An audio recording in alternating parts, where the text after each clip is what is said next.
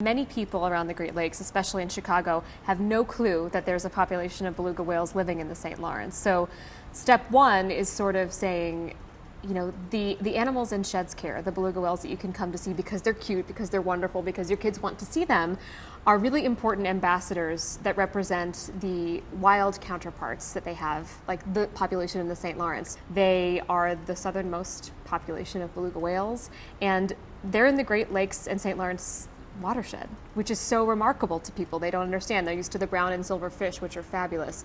But we should care about them because they're special, but they're also at risk. They're very small. There are a lot of factors that are influencing their health. And, you know, belugas are called the canaries of the sea because of their really cool vocalizations.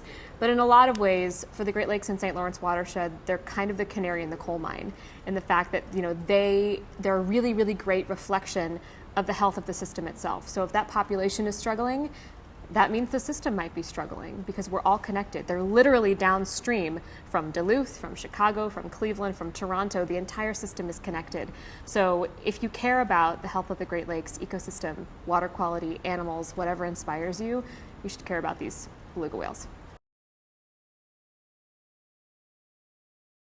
The population in the St. Lawrence began to decline for a number of reasons. Fishing pressure really early on. Fishermen thought they were competing for their fish, and so a lot of them were hunted, which is unfortunate. A lot of them have had issues with health due to toxic elements in their ecosystem, industrial dumping, things like that. And ultimately it's really complicated. They're declining for a lot of reasons. Then we also saw them kind of level out recently and do better, but you know, the declining population has a lot to do, again, with, it's a direct reflection of kind of the health of the ecosystem they're living in. So human activity has a direct impact on the health of those belugas, and those declines can, I think, tangentially and with the science that GREM is providing, be related back to what humans are doing in their ecosystem. A lot of what's really important about the research partnership between Shedd and GREM is that we're addressing questions just like that, because I don't have a clear answer for you right now. We don't know exactly what's happening. I think that a conservative estimate is that a lot of different things are happening that are impacting them. Changes in the climate are most certainly directly impacting them. There are probably continuing issues with contaminants in their food source and in their tissues. But the most important thing that's happening is that science is directly studying these creatures to be able to understand why they're declining or why they're succeeding. And those are the most important things that we can glean from a long-term study like that. What's really cool about and unique about having, you know, beluga whales in Shedd's care is that we're able to study parts of their lives that are very challenging to study in the wild. You know, these animals are very complex and dynamic, and as much as we want to study them, you can't be everywhere at once, and they move, and they live a lot of the time underwater. So having whales in Shedd's care enables us to truly study and understand them at a much higher level than we could necessarily studying them in the wild. So we understand their behavior, we understand their gestation and how they care for their calves. And all of that information is so important to the scientific community studying these populations in the wild, because we can then share it with them, and that can inform their research and how we're managing and caring for the wild counterparts of the animals in Shedd's care. One of the cool things that Shedd gets to do through the partnership with GREM, but also through our other field research and conservation projects, is that we study animals in the wild, try to understand their lives, where their food comes from, what habitat they need to thrive, in order to be able to influence management, land management, protected areas, in order to be able to save or protect or restore the things that these animals depend on. So a lot of what's happened, which is so great from the work that GREM has done and that Shedd has supported, is that they've been able to identify what areas in the St. Lawrence estuary there are super critical for these belugas, be that breeding ground, be that, you know, migration areas, and that scientific understanding led to them being able to directly recommend changes in policy to be able to create a marine park or a marine protected area that these belugas depend on. So that's kind of the conservation mission, and you know, the big reason why conservation is important to Shedd and research is important, because if you understand the animal, then you can influence the management of that animal's habitat and its food source and protect it for future generations. This is the great part. This is the part that makes me really excited. So even though they seem really far away, and a lot of people didn't know that they existed to begin with, which we've now covered, awesome, each one of us can make a direct impact on the health of the Great Lakes and the St. Lawrence watershed by everyday activities, things that we do every day. Some great examples are to choose sustainable seafood when you're eating. I know that sounds random, but in choosing sustainable seafood from the Great Lakes and from oceans alike means that you're supporting healthy, balanced ecosystems that the health of the waters depend on. And the belugas are all connected to that ecosystem. Everything is connected. It's also important to think about what you're flushing down the drain. As an individual, a lot of times we kind of have this out of sight, out of mind attitude where household cleaning products or pesticides or other things that we're using as individual consumers, we think about their application but not the end of their life.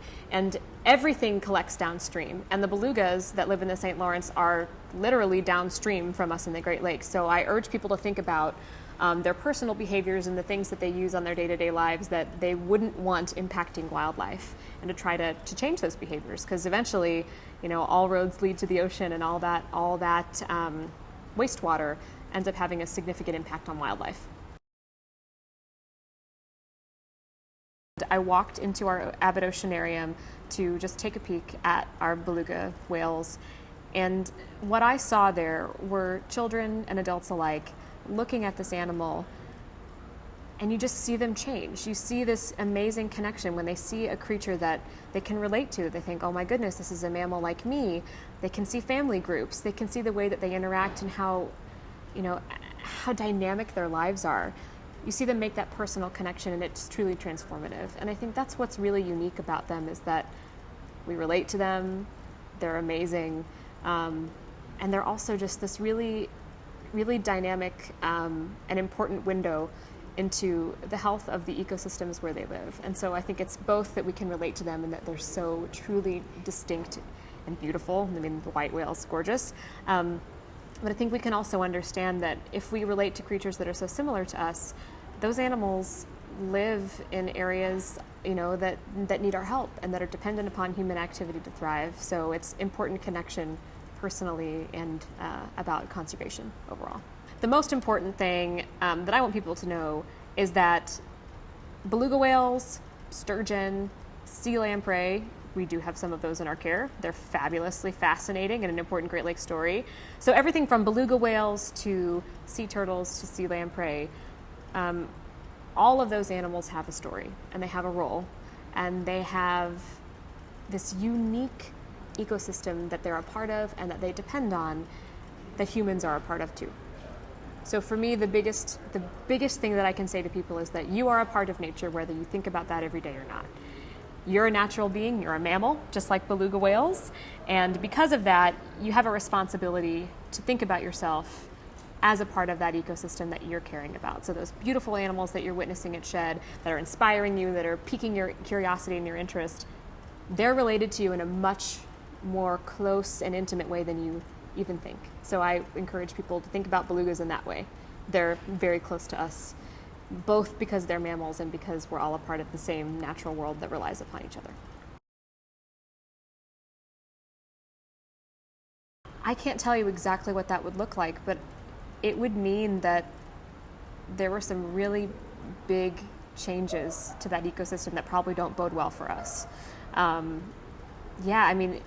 Losing those particular animals is both losing a really great window into that ecosystem and the fact that they can tell us a lot about the health of the water through their personal health. But more than that, at the top of the food chain, like the belugas are in that particular ecosystem, their large decline would say a lot about the health and the future of marine ecosystems like the one that they're in. And it would be, to me, really a tragedy. It would be very hard to look at that and think that there was good things coming out of that ecosystem, to me. They're a good indicator of ecosystem health for many reasons. So the first reason is they are so close to humans. They're marine mammals. They're so much like us, and because of that, their biology is sort of similar. And so they're reacting to substances in their water supply, toxins absorbed by the food that they eat, in a way that's very representative of the health of the ecosystem. There's a lot of gunk that they're ingesting, and all that's put into the water supply from all over the Great Lakes Basin and the St. Lawrence. So they're an indicator of the health of the ecosystem in that way. And they're also a really great kind of spokesperson, so to speak, for the health of the system, because they're so gregarious and charming and relatable.